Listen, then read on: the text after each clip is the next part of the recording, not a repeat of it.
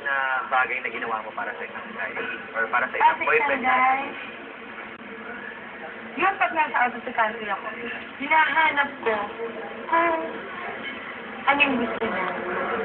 Real yun, whatever, magkano, wala akong pakialam. Basta para sa kanya, dun sa kasaya, binibigay ko yun. In return naman, ano yung pinaka-sweet na ginawa sa next year? Yung sinusurprise lagi ako, once na birthday ko, simple lang, pero nasa loob lang ng kotse yung cake, isindihan niya pagdating ko, o kaya, basta yung mga ganong arte na, may kukunin ko, di ba? Kunin mo nga ako ng damit dun sa compartment. Ako naman sunod. Alipin ako yung pag-girlfriend ako. Sobrang alipin.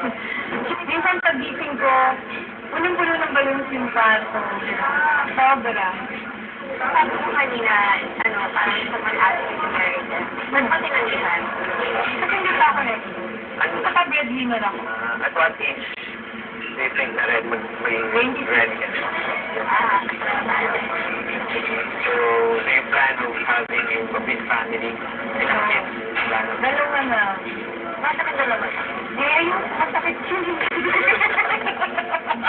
Ayun, masakit yun. Like, ano yung mga ugaling niya na? Ugali. Ayaw. Ayaw ko. Selfish. Tulad ng gano'n. Tulad ng gusto niya, puro yung self-centered. Gusto niya pang sarili na lang niya. Hindi ko na nag-give and take. Ako give and take, siya take and take. Ayoko nang pinagbabawalan ako sa pamilya ko. Ay, nangyari na ba yun? Na pati pag-ibigay ko ng kung ano sa pamilya ko, bawal. Kailangan alam. Kailangan may limitasyon. Alam, ako kasi, ako yung breadwinner ako. From the start, breadwinner na. Patanggap ko na yun. So, kung kailangan kasi, kailangan, tanggapin niya kung ano ko. Hindi as siya, ako. Kasi pag hindi nangyari, hindi kayo magkakasundo. So, yun ba yung mga main reason kung bakit yung mga breakups mo before? Naging main reason ba? Yung pagiging self-centered niya. Oo. Hindi naiintindihan yung life Isa yun. or buhay mo. Malaki yung points nun. Parang ganun sa akin. Meron ba nandito sa'yo na bad boy? Gano'n. Politician, meron hindi ba? Wala mo. Si Brad Pitt, di ba? May pagka-bad boy image siya. Pero sexy, no? Sino? Brad Pitt, di ba? Sorry na naman yun. Hindi may tayo.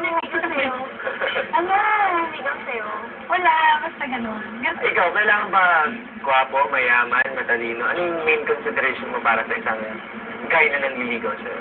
Mapakita niya sa akin na kaya niya akong buhay. Oo, tama. Kasi ayoko na makapagrelasyon sa mga pulgimik. Ano naman yung mga intrigat sa'yo na yung lumabas? Sa grupo ko, na wala akong yung tip talaga. Nakakanood. Pero, as ako, lumababalita mo. Diyos ka, yung mga ganun. So ano naman yung mga bagay na nakakapagpagalit sa'yo? Galit na galit. Pag sinaraydor ako. Kasi ako yung klase ng tao na sa unang pagkikita natin, kaya kong ikwento sa yung buhay ko nang wala akong mamimiss. Kung meron konti lang. Kasi baka kulang isang araw. Kaya ganun ako kalakas magtiwala.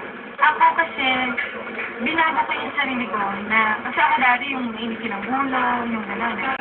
Isang gano'n lang. Gano'n ako. Pero ako, binago ko yung sarili ko.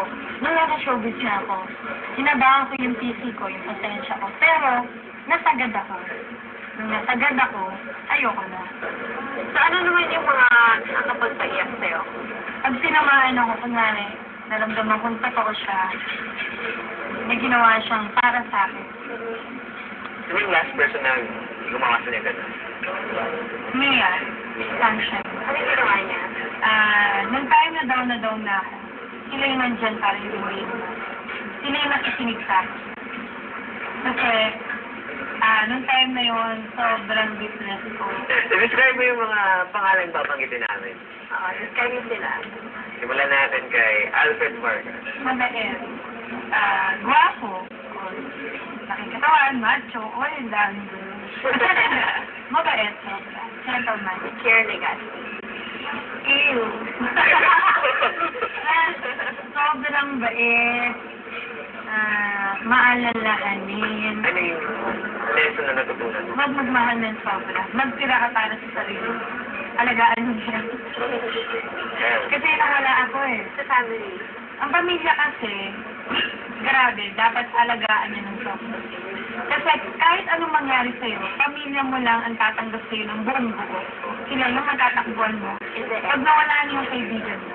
At sa mga fans na patuloy na... Ay, salamat. Salamat sa inyong lahat. Kasi kahit anong mangyari sa sex bomb sa akin, nakikita namin yung dyan pa rin sa'yo. Kaya, thank you po. Maraming salamat. Alam mo, ano mga guests?